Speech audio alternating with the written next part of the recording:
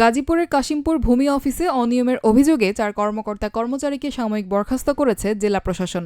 সোমবার ৩ আগস্ট সকালে আকস্মিক পরিদর্শনে গিয়ে অনিয়মের প্রাথমিক সত্যতা পান জেলা প্রশাসক নুরুল করিম ভূঁইয়া। এরপরই তাৎক্ষণিকভাবে তাদের বরখাস্তের সিদ্ধান্ত নেওয়া হয়। সাময়িক বরখাস্ত হওয়া ব্যক্তিরা হলেন কাশিমপুর ইউনিয়নের ভারপ্রাপ্ত ভূমি সহকারী কর্মকর্তা ওয়াজেদ আলী খান, অফিস সহকারী শফিকুল ইসলাম, মোহাম্মদ মোস্তফা কামাল এবং আব্দুল হালিম খান।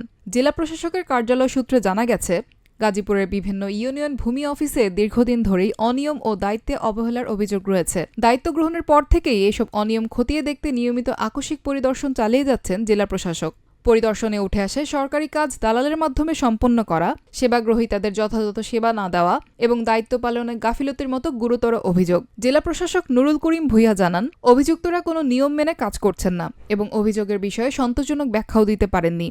এমনকি প্রয়োজনীয় কাগজপত্র ও নামজারি সংক্রান্ত সফটওয়্যারও তারা দেখাতে ব্যর্থ হন। এসব কারণেই সংশ্লিষ্টদের সাময়িক বরখাস্ত করা হয়েছে বলে জানান তিনি।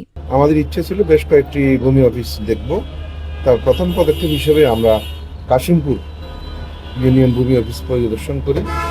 সেখানে যাবার পরে আমরা যা দেখতে পেলাম সেটি হচ্ছে ওই অফিসে যারা আছেন তারা আমাদের কাছে মনে হয়েছে তারা কাজের জন্য উপযুক্ত নয় এবং যার কারণেই তারা যে কাজগুলো করছে সেগুলো আসলে প্রকৃত নিয়ম মেনেই করছে না।